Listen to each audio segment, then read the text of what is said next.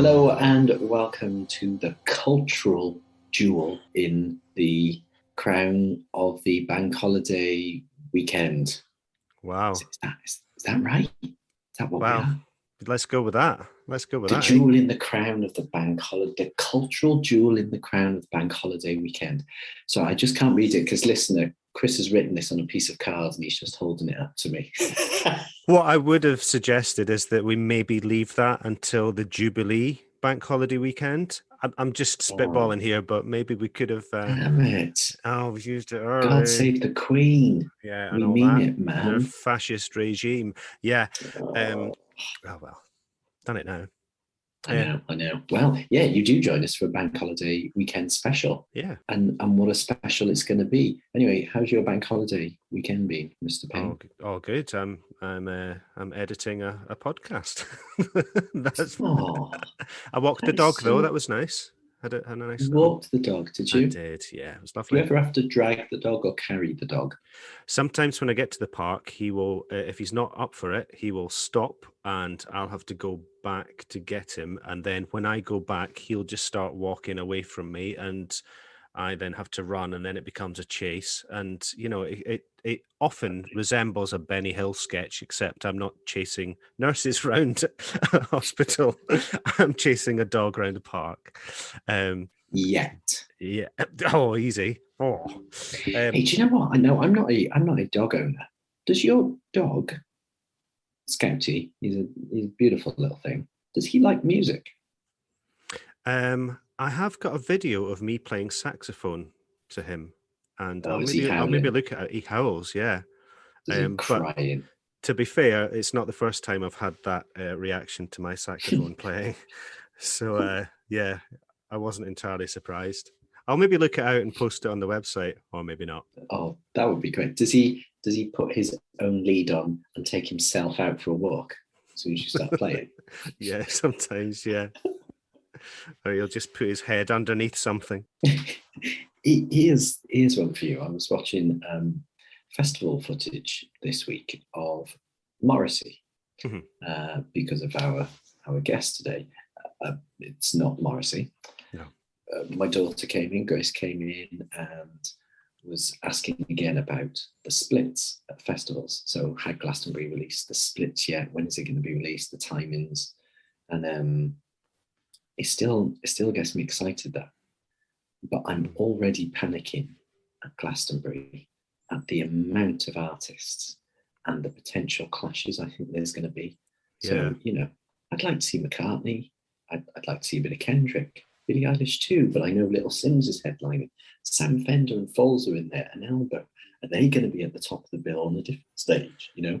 And I suppose with another festival, with a smaller festival, you don't actually have that far to travel because you've often got, you know, an outdoor stage and maybe then a 5-10 minute walk is a tent where something, you know, a massive big top or whatever.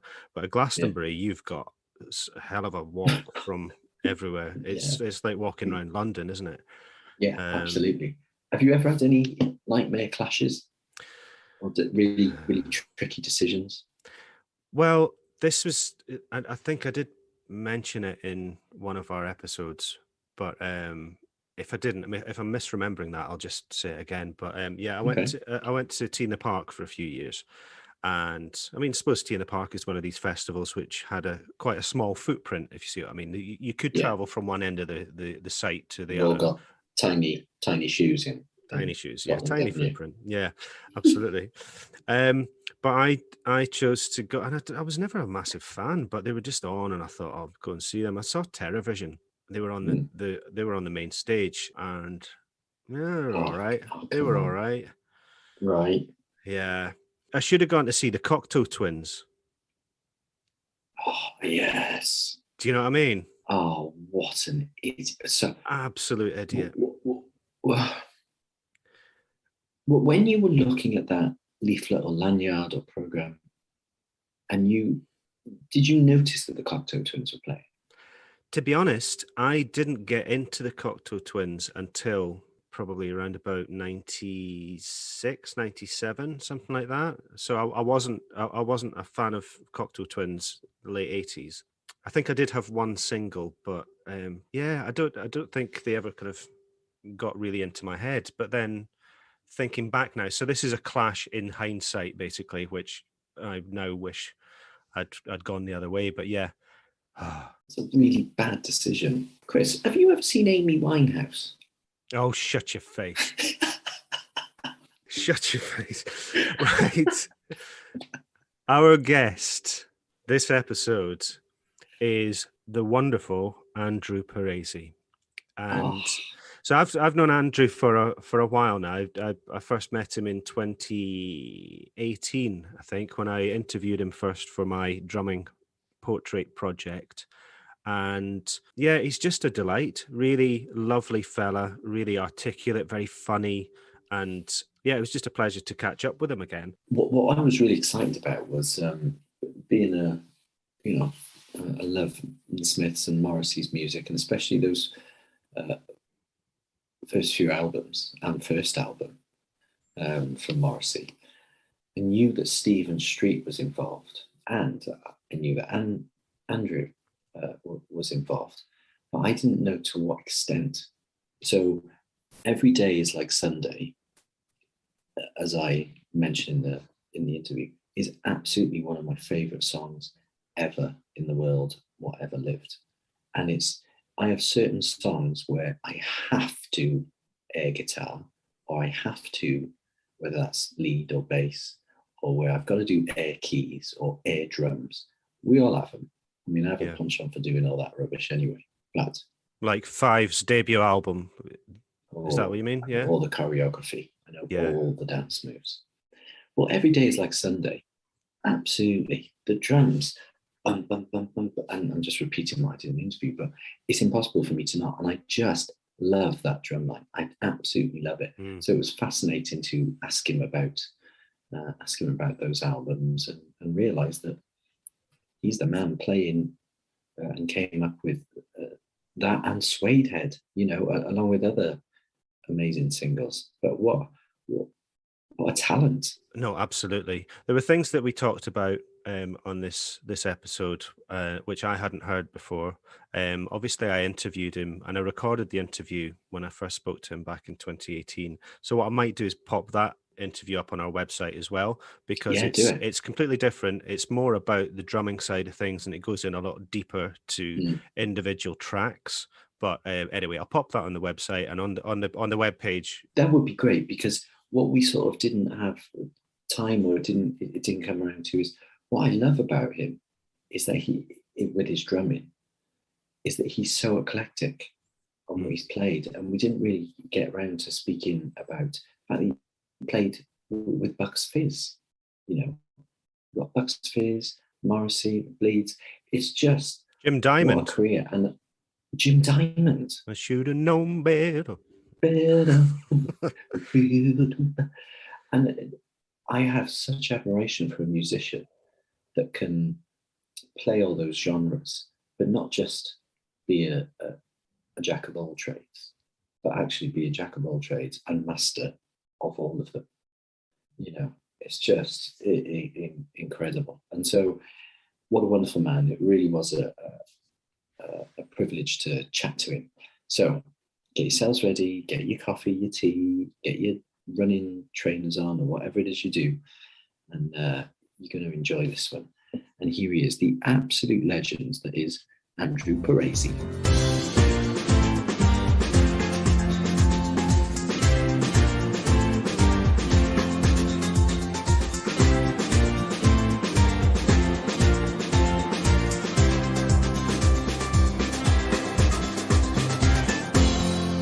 Indeed, we are very privileged to have with us comedian, actor, writer, director, singer, dancer, actress, model, drummer extraordinaire. It's Andrew Paresi. Andrew, how are you? I'm very well. Thank you for having me on your excellent podcast. I'm really chuffed to be here. Thanks. Bless you. Yeah, no, the pleasure, the privilege is ours. I was listening to your wonderful documentary, I Was Morrissey's Drummer, and never mind the sort of history and the actual fact that you were Morrissey's drummer, the way you've put that documentary together and the humor is just unlike any other music documentary I have ever heard, and you've been making me giggle for the past couple of days. So Oh, that's really kind, Alex. Thank you so much. That's really sweet. it's brilliant. So to be able to chat to you is honestly a pleasure. So thank you for taking time. How do we find you at the moment? Are you a busy man? What are you up to? Well, pretty good. I'm working on a series at the moment for the Viva Hate, which is it's really about how music travels through time, specifically how melodies and songs can get reused by different cultures at different times. So you'll have a folk song maybe originating in the 14th century, and it then reappears in the 16th, and then a classical composer gets hold of it in the 18th, and then it becomes a hit for Elvis Presley in 1961, that sort of thing. So it's really just seeing how and why melody travels well. And for example, stuff sung on football terraces can be quite interesting. How these tunes will translate into other things and have different meanings.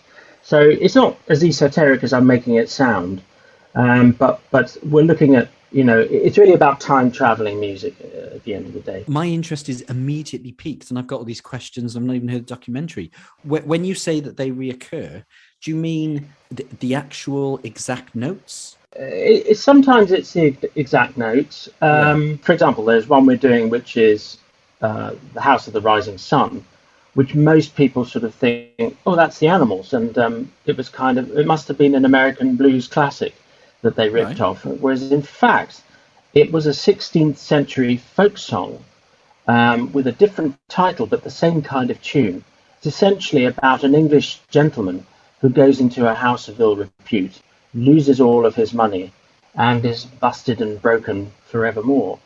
And it started out life then, and as a sort of pretty tune and a very sad story. It's quite a common type of song that you'd have heard in those back in those years.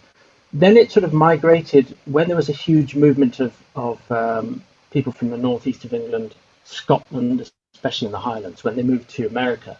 It kind of reoccurs then and becomes part of the folklore there in the Appalachians and Appalachian Mountains. And it kind of, so it's been tracked as an Appalachian folk tune. And then it comes back mysteriously to, of all places, Lowestoft in 1930. Wow. Where because the pub, I'm not sure because I haven't fully researched the program, it's not out for another year or so, but it's like a pub in Lowestoft, which really is the house of the rising sun in England, because it's the furthest east. So there was some kind of play around that, but it was always a regular folk tune sung predominantly in the northeast of England.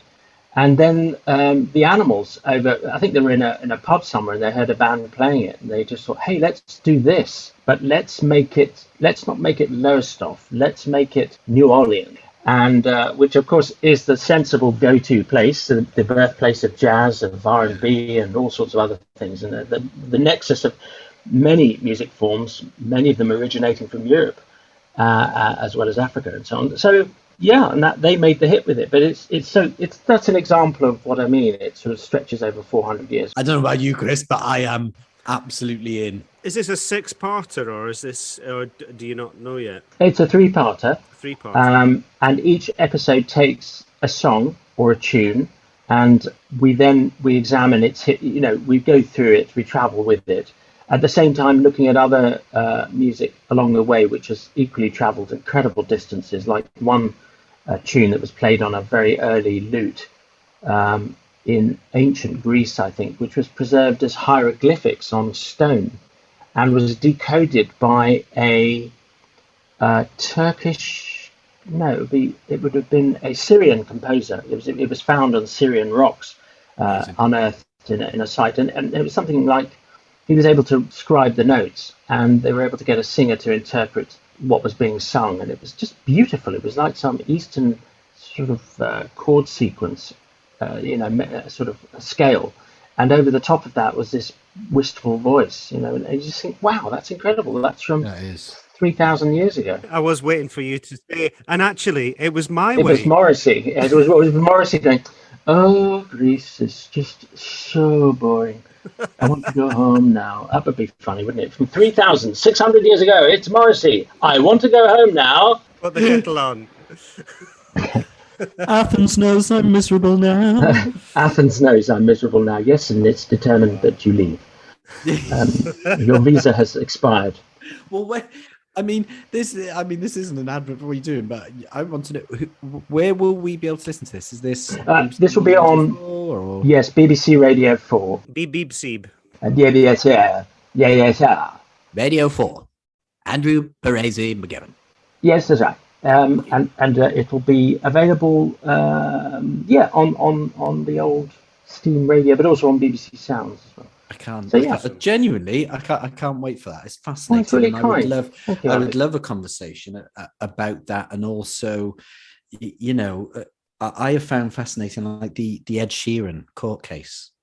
Yes. Of late, and what is deemed as someone ripping someone off, with this finite amount of sort of notes that we have, but things like that, and the Robin Thicke case as well. And yes. There's some great. I read all. I read all of it and just follow these cases because it really does amuse me. Because then you just have some musicians who are quite open and just say, well, essentially, I mean, like Paul McCartney and that, they just would say, well, I just heard this and put those notes, used a bit of that, this, that, and Stairway to Heaven was an ongoing thing for years and years. Yeah, but I think the whole, if you like, the banner of popular music is about refitting stuff to move forward. It's reinvention. It's constant reinvention and sort of reassigning. And the beginnings of rap it's a lot like that, just lifting whole sort of rhythm sections from records and rapping over them. That's now how it's made. Arguably it's currently the world's biggest genre of music. And what's interesting is those initial samples have given way to an entire sort of professional living for some people, embedding different samples on a track, and it's astonishing. You wouldn't really be able to identify individual samples unless you knew they were there, but an entirely new sort of musical fragrance is created from the bedrock of previously recorded tunes. So it's very weird. Something I started and then I'll be honest, I quit very quickly because it was just a nightmare. The Avalanches, their debut album, that first album, was every track, every song from start to finish was completely sampled. And so, of course, in the sleeve notes and that, the credits were bonkers. And I thought, what? I'm going to try and listen to every original piece of music and sample that they took it from. And people said, oh, is it music? Is it original? Well, I personally think, yes, it is, just to be able to do that and create, different pieces of music from samples. And you're right, it's created a genre itself. It's fascinating. Well, anyway, sorry, I was going to say, just as a parting issue is, if you were to take, the Campbell soup tins or Marilyn Monroe pictures by Andy Warhol, I mean, it's hard to imagine whether the corporate structures were given a wad really about that. But now everyone needs the pennies, and you literally have to write the sum. What you sampled the writing has to be on one side of the album. I think, I think it's fascinating, and it's also quite interesting to see some people like De La Soul, for example, go back to basics and make their own samples with rhythm sections, and then use those samples. Exactly. That's completely flipped it. It's flipped it the other way. Yeah, I love that you've mentioned that, because that is, I'm a big De La Soul fan, and that is, I love that they've done that. They've gone, hang on a sec, let's do it ourselves. It's very clever. It is very clever. I'd love to have been there when they went, hang on a second, I've got an idea. What a fantastic idea. So yeah, it was, yeah. Let us take you back. We've already jumped straight in, and we've mentioned that obviously a wonderful musician, but very kind. When did the journey begin that would ultimately lead to a penchant for a demi-semi? Andrew? Demi Semi. Well, I think it's hard for me to identify a musical moment. My mother was very fond of telling me that I used to sing "She Loves You, Yeah, Yeah" from the pram when I was 6 months old. So the Beatles got to me when I was quite young, got in my ears. It got to me. Yeah, I mean, my parents weren't interested in music very much. Okay. You know, they weren't musical people.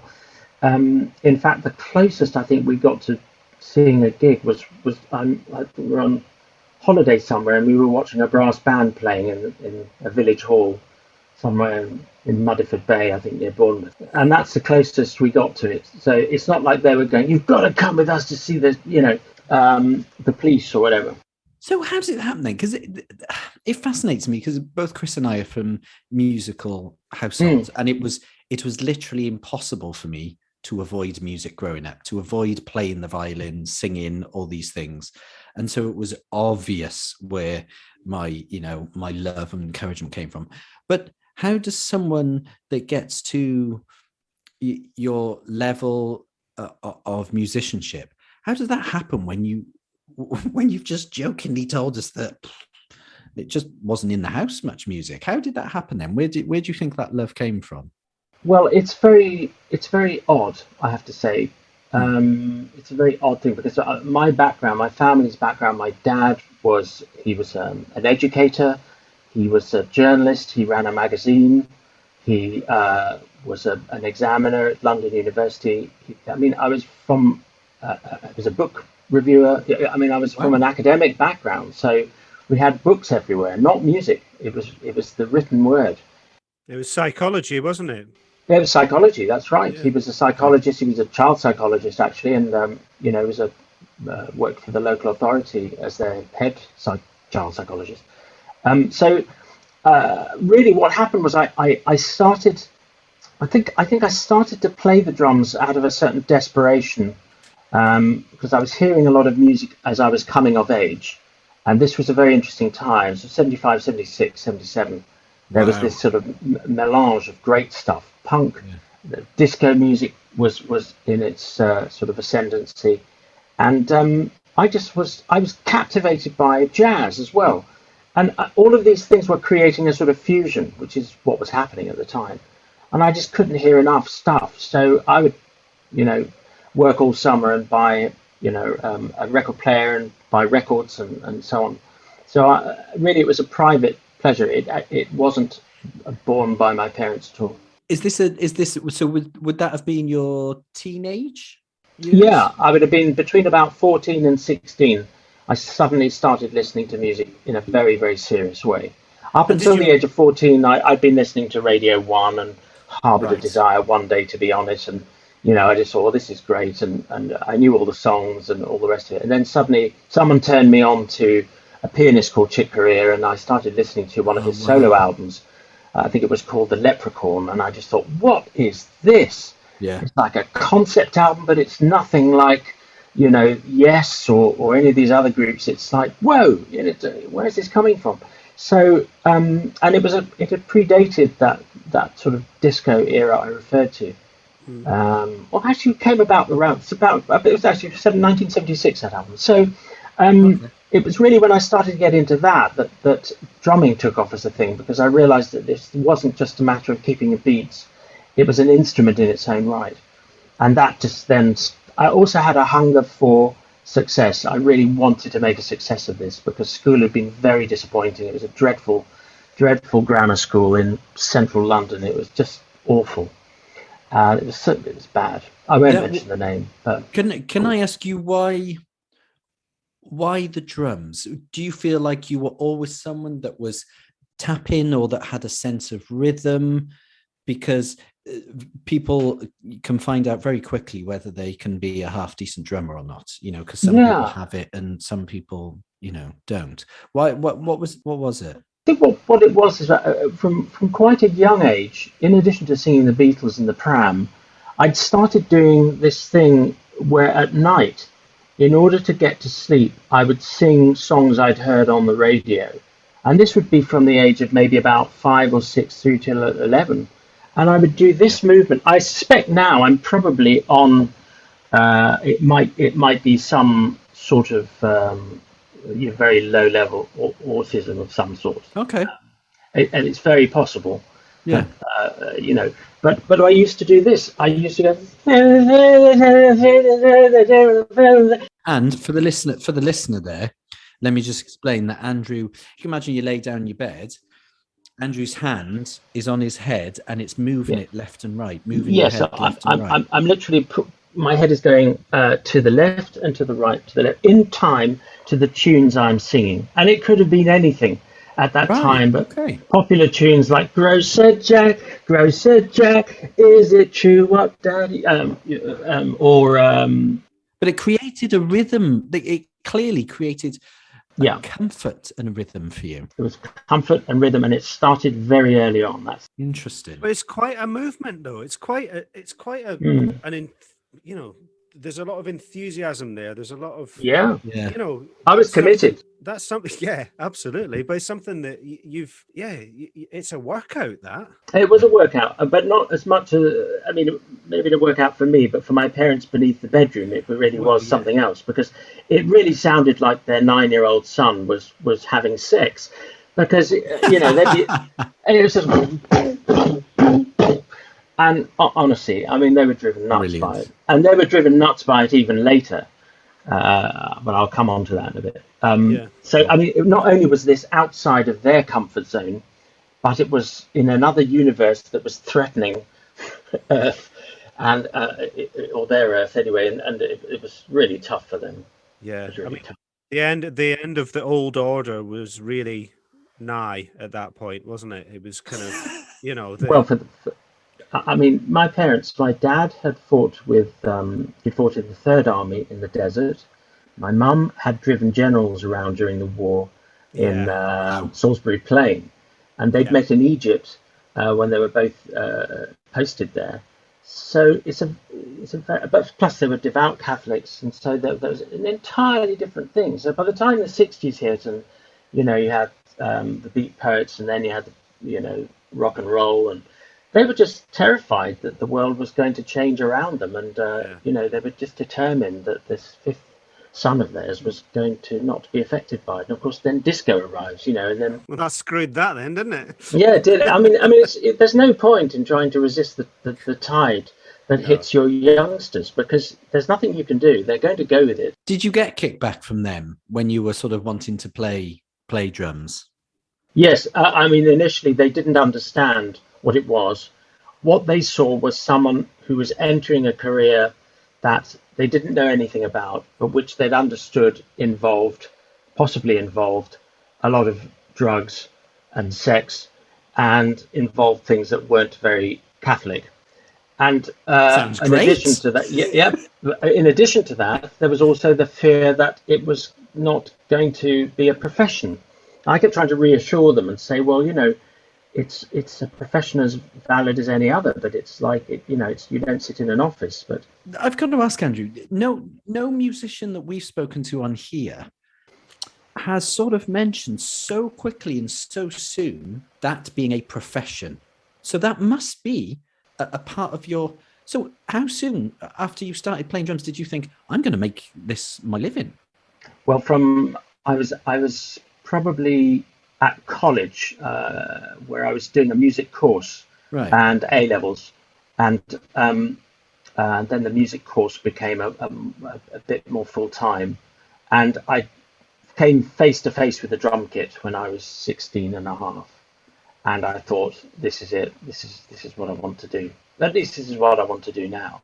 Yeah. And so very rapidly I made up for lost time, drawing deep on the rhythms that I'd clearly been torturing my parents with in bed all those years before. And I think that's kind of where it gathered it from. And by the time I graduated from college, the drum teacher was giving me clues as to how to get work and so on. So it was at that point, really, when I was about 19, I decided to turn pro, as I said. I went professional. But the first sets of gigs I used to do were all like really dodgy. It was like, it would be a year-end celebration for some accounting company somewhere, and you'd drive all the way out to some hotel fucking hell. Yeah. And I had to sing as well as drums, so I had to. When you're in love with a beautiful woman, it's hard. Dr. And, Hook. Yeah. oh, I know. And then people would come up to you. They'd be so drunk afterwards. They'd come up to you and say, and I go, well, that's lovely, dear. Thank you so much. I really appreciate that. Sexy eyes. Yeah, sexy eyes. I actually liked, my favourite track of theirs was Sylvia's Mother. I mean, where's that humour gone? It seems to have disappeared, really. Well, certainly from music, anyway.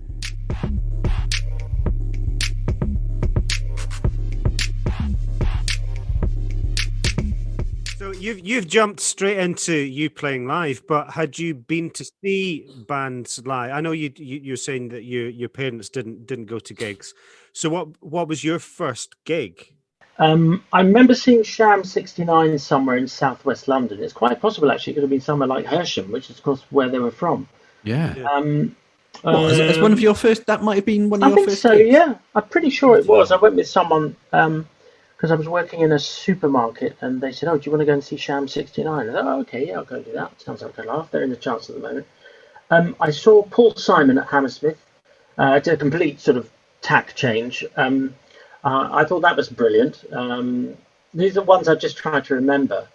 It sounds like, because you've already mentioned a few genres of music, so it sounded like, and I'm sure it's still the same, but especially in those early days as you were forming your love of music, it sounds like you were open to everything from the Beatles to prog rock to jazz, punk, Sham 69. Is that the case? Were you just you just wanted to take it in and see it and listen to it?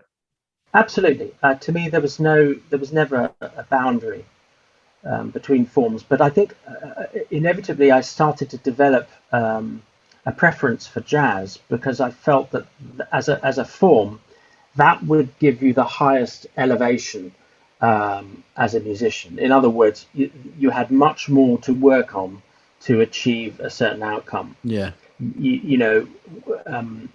Because the technical work involved and all the rest of it. And who would your reference points be? Who was it that you were listening to?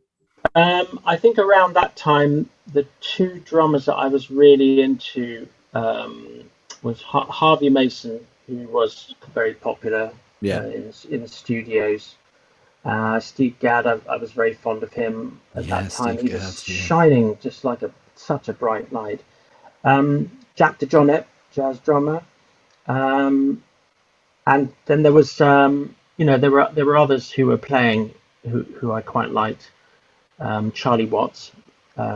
Yes, he was pretty amazing. Kind of straddled a lot there as well, didn't he? Going from rock to jazz and back. Well, he's a jazz musician that plays rock, which is what made him so great. Yeah. I loved Frank Zappa. Yes, there was a drummer almost with every album. But he also had, he had a great band, sort of mid-70s, which included Vinnie Colaiuta, I think, was with him at that point. Joe's Garage, was it? Or maybe, I can't remember. But anyway, the point is there were no boundaries to me. Did you have, I suppose you're in the right place in London. Did you have opportunities to see any of these people live? Or at least jazz that you were enjoying? Yes, I used to go to Ronnie Scott's quite a lot, and wow. And you'd see all the American greats come over. I saw Chick Corea several times, actually. Astonishing. Oh my gosh! Just such a brilliant musician. I could get out to see these people. I was going to ask, when you went to see Paul Simon, was Steve Gadd playing with him? Yes, he was. Yeah, right. He was on that tour there, whenever it was, 78, 79. Right. Yeah. 50 Ways to Leave Your Lover. That's right. Well, it was a bit after that. It was more like 70s. I think it was just after Graceland, or maybe it was just before Graceland. I'm not sure. All right, so 80s. Yes. Yeah. Right, okay. Yeah. No, actually, no. It would have been following. Still Crazy after all these years. Right. I think there was an album between Still Crazy. Yeah, because Graceland was his first one for a while, wasn't it? That's right. Yeah. Sliding Away was a single he'd released. Anyway, it was to promote an EP or something. Was there a gig in particular that you remember where you thought, Oh, this is it, that this is what I want to do. I want to be a performer. I think just watching people on stage playing just gave me the massive horn. It was just great. That's amazing. That's the perfect description. Because it was just like, this is great. You're up on stage playing, and you're making something. You're actually you're making a rhythm. It's cohesive. People are into it. They're really driving it from the floor. They really want to be a part of it. And there was something very uniting and fulfilling about it too. It was a communicative art. It was something that was connecting us all rather than pushing us apart. And is that music being so important for us all, and it's such a deep, sort of powerful bond between us. Why there are so many tossers in bands? I've never understood that, because you'd think that they'd all be like sort of hallowed priests and no, and we'd like them rock, here we go. But actually, it's what they are is a picture of human nature. So often, they're vain, they're sort of mercurial, they're just into themselves. They don't talk to the bass player for years, and it's like families on stage only playing music. So it's quite weird. I found it's like a religion, as I said earlier. It's like a profound connection. But the people doing the connecting are quite sort of, they can vary in quality. Once you left music college, did you go straight into working professionally, or what was the process then once you left, or did it start when you were still there? Well, it started while I was still there, but I mostly was getting gigs like that. It was airport gigs where I'd be working in an airport lounge, playing and singing. All sorts of songs. Sorry, let me just stop you there. Now, I know I'm a Welsh boy, and I may have been hidden from life. Airport gigs. Yes, airport gigs. So you see, I lived with my parents until I was about 17 or 18 at their house, which was 2 miles from Heathrow Airport. Oh, whereabouts was that? Whitton. It's near Twickenham. Right. I used to live in West Ruislip. Ah, that's not far at all. I used to get gigs with bands in the airport lounges and restaurants, and I would play and sing. I didn't even know that was a thing. It was a thing. I don't know if it still happens, but at that time there was a restaurant in the Sheraton Skyline called the Colony Room. And I was in a band in there, and we were all dressed in these white suits. It was fucking hilarious. And I'd get behind the kit and I'd start singing, various songs, all different types, but playing drums at the same time. And it was a gig, it was a living. But I was getting pretty depressed, actually, because I thought, I'm not quite sure I'm going in the right direction here. And this is earning a living and paying for stuff, but it's I wasn't getting into the in crowd. So when did you start going in the right direction then? Well, I think I veered off the airport gigs and started moving into what you might say were more precarious studio stuff. Like I'd start playing with musicians that were making albums but didn't have any money, or stuff like that, just to make connections. Yeah, absolutely. So that was the path for a while, for about a year or so, 2 years maybe. And then would this be the early 80s?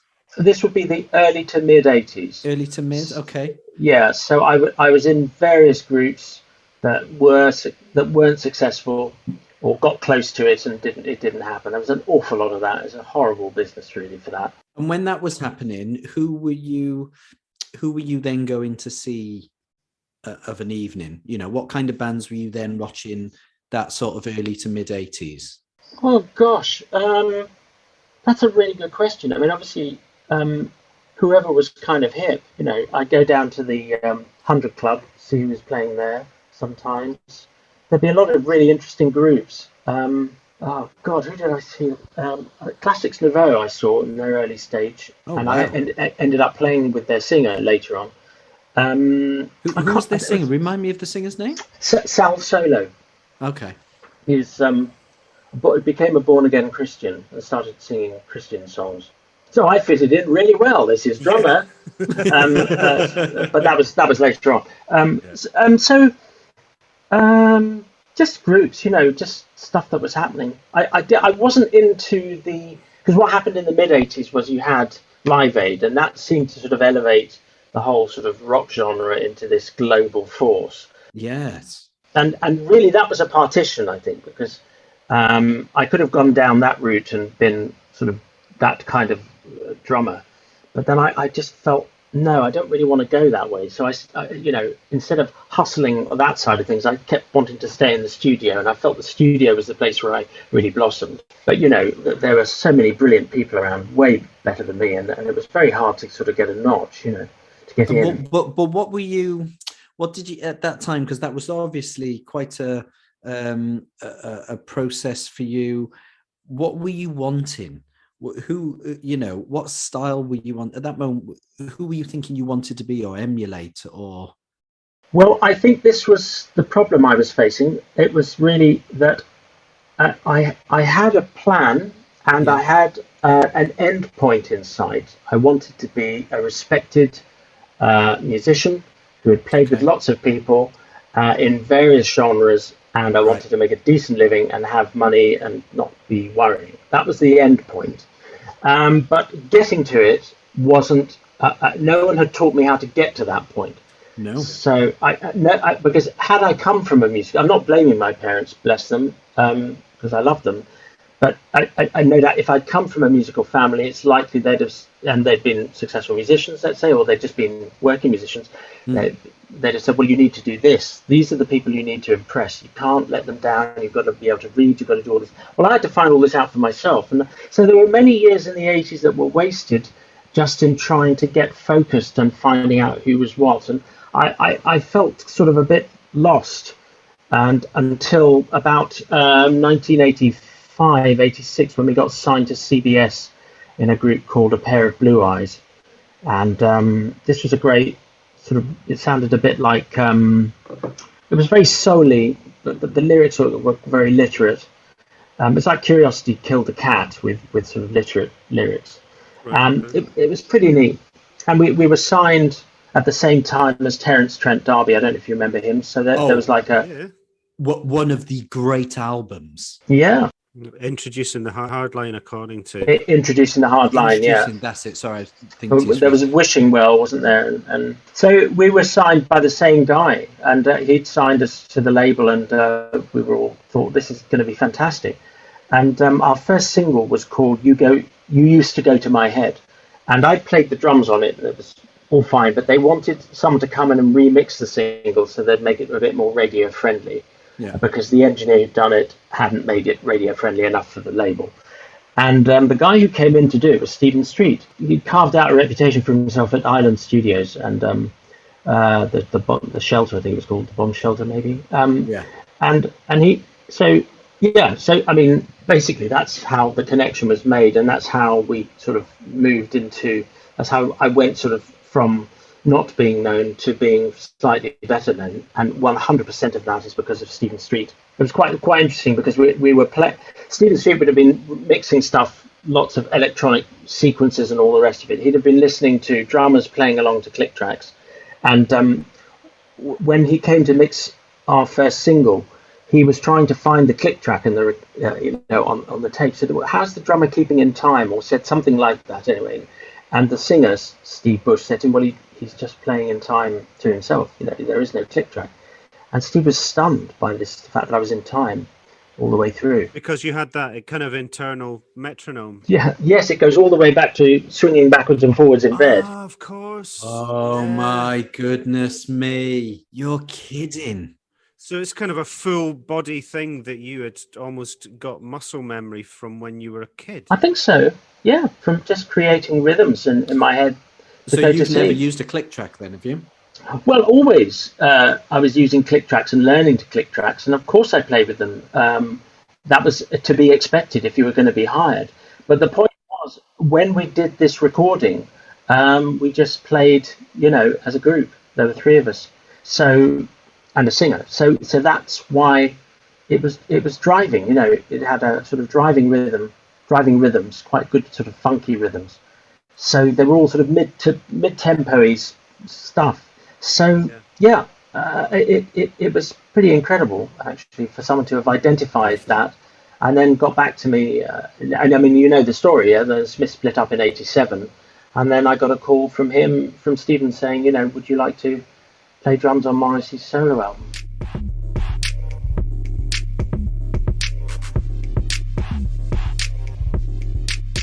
You've come a long way, and we're up to Mr. Morrissey, and so you've spent over a decade now going to live music and seeing live music. This is sometimes we get wonderful answers, sometimes we don't.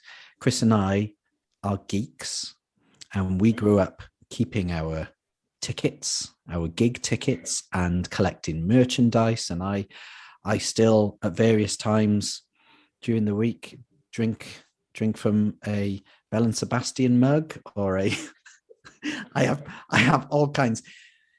In those sort of years of going to gigs, was that something you were ever onto? Did you ever keep your ticket stubs? Did you collect memorabilia? And even from your professional point of view, did you perhaps keep your passes or anything like that? Like, we spoke to Martin Carr from the Boo Radleys, and he said he had just hundreds of lanyards from touring with the Boo Radleys and all that.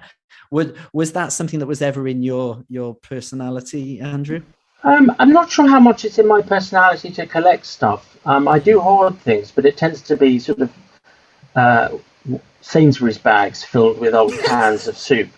I actually come back from I'm not so much the one for lanyards and so on. I did get a ticket from the Paul Simon gig, but that was I got a ticket driving home. And it was from it was astonishing, this guy. He was at my primary school, and he'd gone on to become a copper. And he pulled me over because I was driving a Mini, and he said, I'm just doing a check, sir. I said, I know you. You were at school with me. That's right, sir. Just a moment, sir. And he found out that the car I was driving, the driver told me I was insured to drive it. It turned out I wasn't. And so I got a ticket for driving without insurance. So that's why, when people say to me tickets, I immediately think about, that. But in fact, I got it quashed on appeal. That's the best answer we've ever had to that question. I got it quashed in appeal. So I was very pleased about that. But that was really unpleasant after really a brilliant evening. Because we obviously have to talk about Mr. Morrissey, but before we do, we're gonna take you through a quick fire and get a bit more information from your gig history, and then we're going to talk about you playing with Stephen. I always call him Stephen. So, quick fire round. We realise that answers to these questions, Andrew, could be different from day to day. As a punter or a performer, what do you class as your favourite live gig ever? Well, this is going to come as a real surprise to you, but the one gig I saw had the most penetrating effect on my world and psyche was actually watching Morrissey at Wembley Arena with the Kill Uncle Band at its very first outing. Because there were two things going on at that point. Me and Clive Langer came to the gig, and we'd been working along with Mark and others on the Kill Uncle album. And then we went to the gig there, and I just thought, wow, such a shudder went down my back, because I was listening to Morrissey singing songs that we'd recorded, and yet here he was with this insane band who just sounded incredible. It just looked amazing. And whatever we had done in recording Kill Uncle, I suppose, this band were just punking it out of the universe. They were just astonishing. I can remember Morrissey disappeared at one point to sort of float on the surface of this. And I had all these contrasting feelings going on inside me. On the one hand, I was thinking, why am I not up there? And realizing, no, of course you can't be up there. You haven't got, it's just not, you're not right for this. It wouldn't work. Is that truthful, Andrew? Yeah, absolutely. it was a real ferment of like, why am I not up there? And yeah, I can see why I'm not up there. Really, that must have been hard to come to. I mean, you say it It now, was. obviously it's a while ago, but that must have been hard because it was very hard. Yeah, that's quite humbling to go. Actually, it wouldn't have worked with me.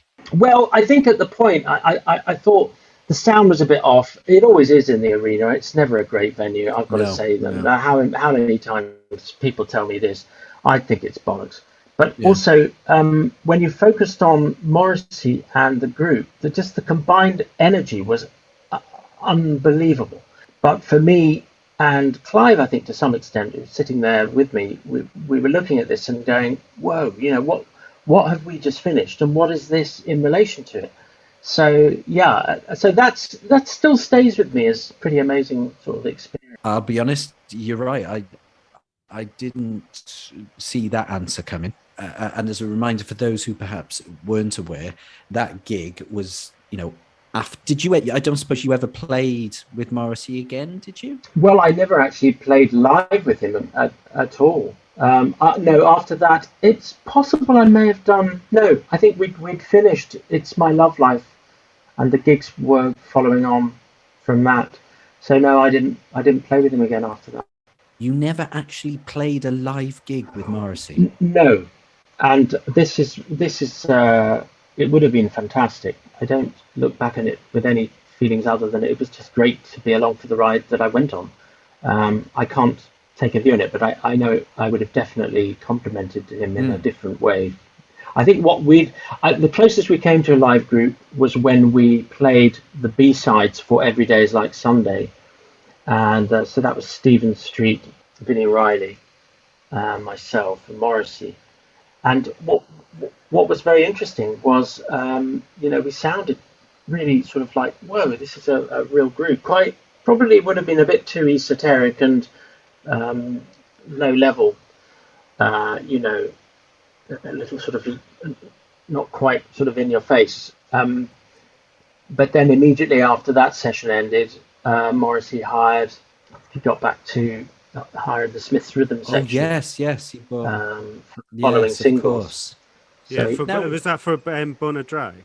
When about Bona Drag time? Yeah, that's right. Yeah, so he went back to Mike and Andy for I think it was Interesting Drug and last of the famous International Playboys.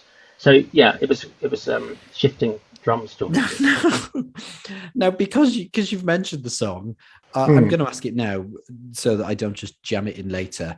And yes, this is in the middle of the quickfire round, Chris. I am aware. Oh yeah. So I'm sorry, but you've mentioned Every Day Is Like Sunday. I must ask, that is you playing on the record. That's correct, isn't it? Correct. Yeah.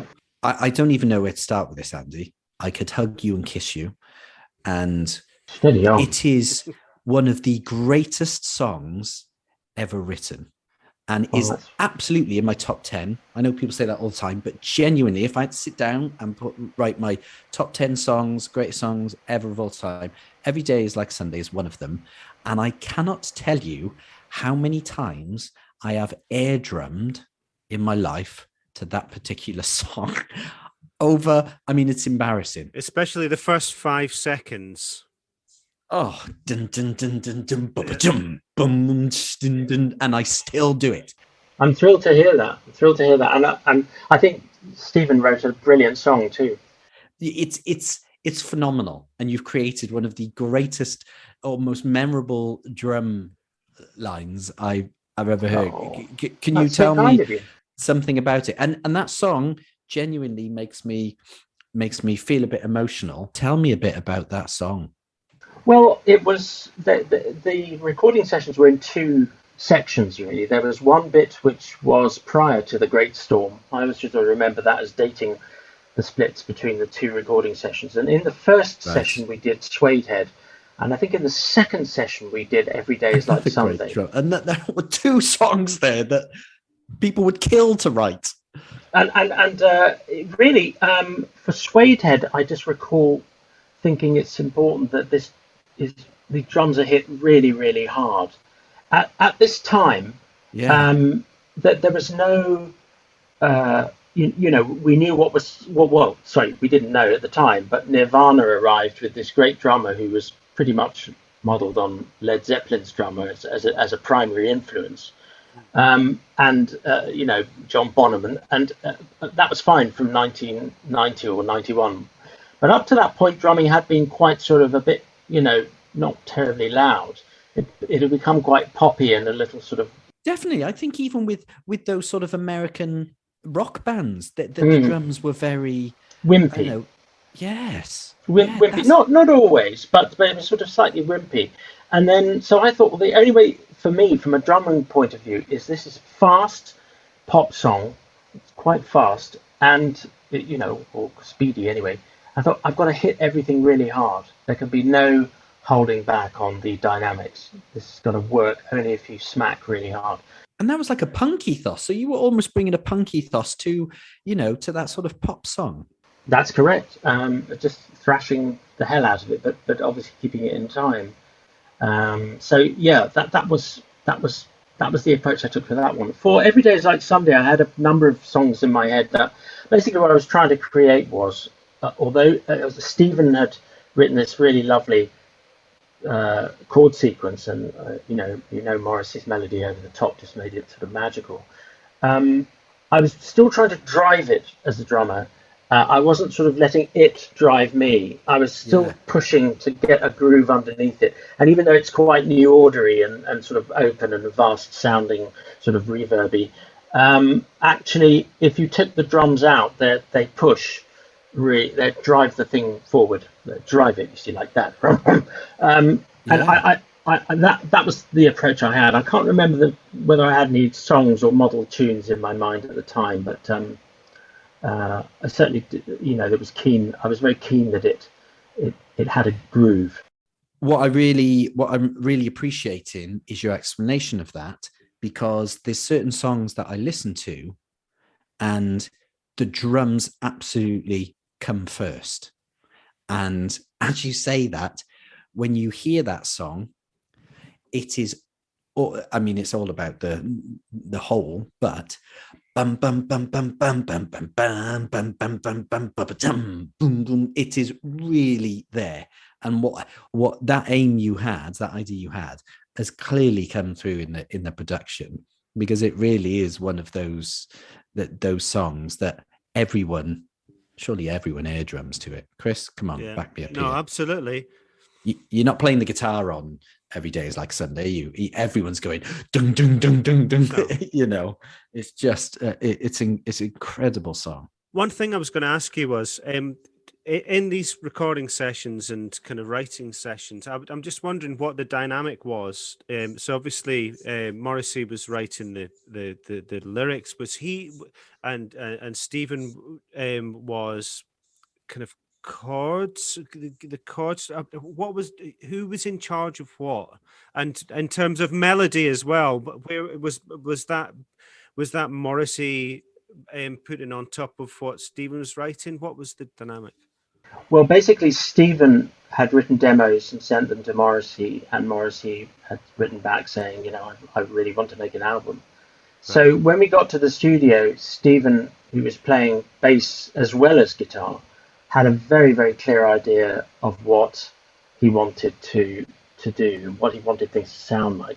There was a wiggle room for the drums, in the sense that I could, suggest things and do stuff and so on. So, but it wasn't like bands sort of turning up the studio at 4 p.m. in the afternoon, completely drunk and washed up, and trying to sort of put down a rhythm track. It was pretty ruthless. I mean, we were doing something like 3 backing tracks a day, I think. Certainly 3 drum tracks a day, maybe even more, actually, I think. I was wiped out. I remember being wiped out one day. I think we'd done something like 4, but it was a good wiped out feeling. It wasn't bad. It was like, oh great, we've really achieved something. But in fact, it's normal. That's what you would do back in the day. You'd have been, doing a 3-hour session somewhere, and then you'd been doing a gig and so on. Well, this was a bit like that. It was.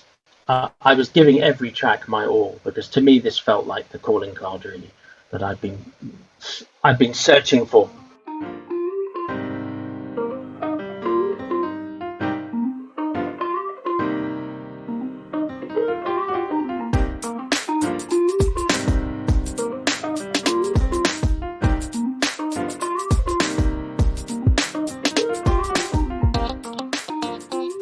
on the quick fire thing, I should just point out, you said both as punter and performer. Yes. Because obviously I've given you an example of the punter. The performer, I must just tell you quickly, was when I was in Japan touring with Sandy Shaw. She was relatively unknown out there, but she was a very active Buddhist and was a member or was associated with their chief organization, which is the Soka Gakkai, or a particular branch of Buddhism anyway. Yes. And what they did was they organized gigs for her, and this Soka Gakkai would make sure that an audience was present for each gig. So the audience would literally bust in. So every time we played a song, it wouldn't just be like the typical gap you'd get at Glastonbury where, it was, and it would just be like, whoa, it'd be like falling off a cliff. You kind of really give it everything, and then suddenly, and it was the same at every gig except one, I think, in Tokyo, where a guy got up on stage and was doing a Morrissey impression. He had Gladiola in his back pocket, and these guys from the Soka Gakkai just got up on stage and pulled him off straight away. Nothing was going to stop the 6-second delay in the clapping. It was so that as a performer was kind of quite fascinating, that people could hear music but not respond immediately and naturally to it because they weren't meant to be there. It was very odd. I think that might also be the answer to our question. What's your sort of most unusual live performance? It was probably something. I remember we did some weird TV show for Channel 4 years ago, and it was cover versions and smart camera angles. I remember I had a camera facing right up, under my nostrils almost. You could see the flecks of Schedule A drugs on my nostril hairs. Actually, there were no. It was the music was kind of more for show than for music, so that suffered a bit. Who were you playing with? What was the band for that? Oh, I can't remember. It was just a band that had been assembled to play a kind of cocktail type music. Okay. I know you mentioned also most unusual. I think a pinch yourself moment at a gig, and one that really struck me was. Just the beauty, intensity, and the soulfulness of Aaron Neville, of the Neville Brothers. I went to see them at the Brixton Academy, I think, and honestly, the guy singing was just on a stick. I mean, I'd never heard anything like it live before. So I suddenly realised I didn't realise it then, but I knew New Orleans was important. But then I realised just how significant the Aaron Brothers were to New Orleans and that sound. So. Yeah, it was pretty impressive. He did have such a unique sound as well. Oh, yeah. It's something he did with his vibratos. Vibrato really right at the fast. top as well. Yeah. And it was I love you. Yeah. That Linda Ronstadt. He did that big single with Linda Ronstadt. Yes. Yeah, but I think I got the wrong end of the stick with that song because it was everywhere. Apart from anything else, it was everywhere. It was a film. It was because it was for a film, though, wasn't it? I know I love you. Yeah, that may be. Yeah, and unfortunately, that single kind of made you don't realise just what a brilliant singer he is. No, that kind of defined him, and it certainly defined him for me. Before I went back and listened to other stuff they'd done, which of course that stretches song, back though, into the 60s. Yeah, that's still a good song, and his vocal on that song is still incredible. Well, yeah, absolutely, and I would put Labi Siffre in the same kind of vein as well. So he's not just something inside so strong. If you go back, Anyway, we could talk about Labi Siffre and Chaz and Dave and Eminem all day long. Yeah. Yes,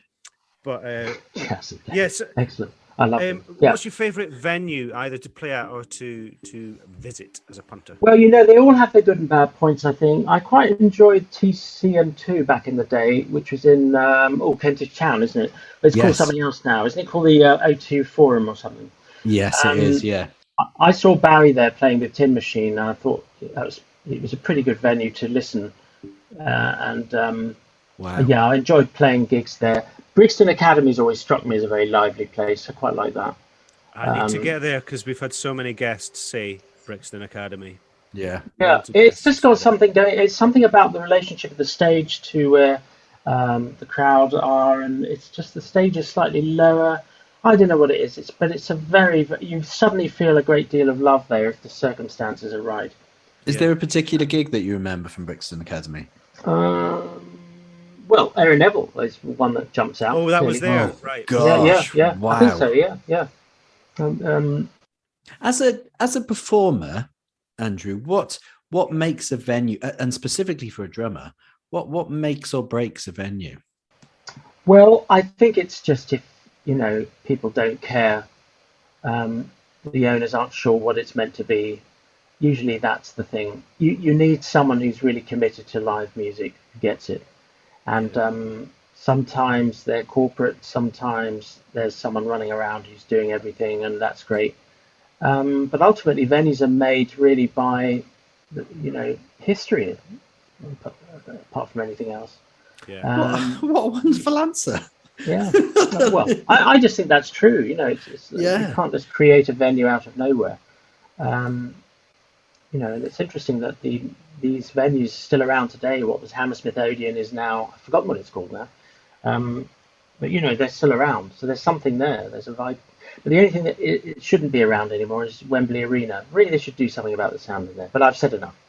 So, yeah. That's a lot of arenas like that, though. We know we need to let you go very, very shortly. We've just got a couple of really quick questions, and then we will let you be on your way. Yeah, go for it. So, do you still keep on top of new music? Are you still going to gigs as well? Well, the gigs have been more problematic because of COVID, I still am a bit anxious about going to certainly. But my grandchildren have, and I'm teaching my one of my grandsons to play the drums, and no pressure. Oh. No, I mean it's great fun because No, I mean for him. For him, well, but bless him, he's so sweet. But he's got I'm astonished at the range of music that he's listening to. But it's so teaching him, I'm learning the things he likes, which are often the things I like. And what's interesting is I wouldn't have imagined myself going back so nakedly into the 40s and 50s to find records, whereas now it's just you'll see Cat Stevens and I don't know, Eloise or Paolo Nutini or Bakar. I think they're brilliant. All these amazing groups, and it's like all mixed up in a melange, and it's a language that they're all speaking, and it's incredible. And you know what, Andrew? Please promise me that yes. At one point when he's feeling really confident about his playing, that you say, "Son, come back to me when you've written Every Day Is Like Sunday." Wow. Well, who knows? Who knows? I mean, I think it's a tricky question to answer. Yeah, I wouldn't be as perhaps as I love them so much I couldn't bear to do something like that. No, absolutely. That's the problem. You wouldn't be such an asshole. I wouldn't have thought twice about it if it had been someone else. Yeah, that's very good, mate. Now come back to me when you've played Every Day Is Like Sunday for the first time, when no one's ever heard it before. Yeah. That would be terrible grandparenting, but you know what? If you did it, I would stand and clap and say, "Well, you can. You're allowed. You're allowed." Well, thankfully, it's lots of humility from him. He's such a lovely chap. So, it's great. And you know what is nice is taking it back to what you said about your childhood. Yeah. What a wonderful thing for him to be able to say whatever he calls you, granddad or grampy. Yeah. My granddad has taught me how to play the drums, and he'll have that, forever. Yeah. And whatever happens, who knows? Maybe we'll see him on the Pyramid stage at Glastonbury in 5 years' time, whatever. But what a wonderful thing that must be for you as well, because you didn't have that, but you're able to pass that on to your. I haven't thought of it that way, but actually that's fascinating. Yeah, I hadn't thought of it that way at all. It's really interesting. Last question for you, Andrew Paresi. What is your go-to piece of recorded live music, either a live track, a live single, or a live album, or maybe it's a piece of a recorded video, some live footage of a live performance? I thought this is really, really difficult because it's a toughie, isn't it? The comfort zone I would go back to would be when I was first learning to play. and when I got turned on to jazz. So I can't separate myself from a track called Liberty City by I think it was Jaco Pastorius. I think it was from his. It was a different album. It was something like Invitation. It wasn't Word of Mouth. It was Invitation from 1983, and it was from, funnily enough, from some Japanese dates that he'd done out there. I've got a feeling it was Osaka. But it's just the most astonishing piece of music. It goes on for about 11 minutes, and he's got this 30-piece orchestra with him. So I mean, it's as far away from the rockular world as you could get, but it's an astonishing. I can just be at home with it, and it's just magical music all the time, and it's joyful. That's the thing. It's playful and very joyful. It's a real celebration. I love it. What a wonderful answer. And Andrew, what a wonderful guest. And let me just tell you that the music you've created over the years, whether it's, and there's so much we haven't spoken about, whether it's with Bucks Fizz or Morrissey, you have absolutely brought great joy to my ears. And thank you. I cannot thank you enough. Well, that's so kind. I'm still playing. I mean, I still play. So I'm as enthusiastic about drumming as I always was. It's just there are competing elements now. But I'm still playing, and I'm available. Absolutely. Do you know what? I'm going to come. I'm going to join you one day when you feel absolutely mad enough to let me in. And I'm going to do my best Morrissey impression as I listen to you play that drum line live. And I'll probably just be a crying mess by the end of it on the floor. But, you know, I'm sure that can be arranged. I can do that for you. Andrew, thank you so much. Really thank you very much, Alex. Thank you, Chris. I really enjoyed that. It was great fun.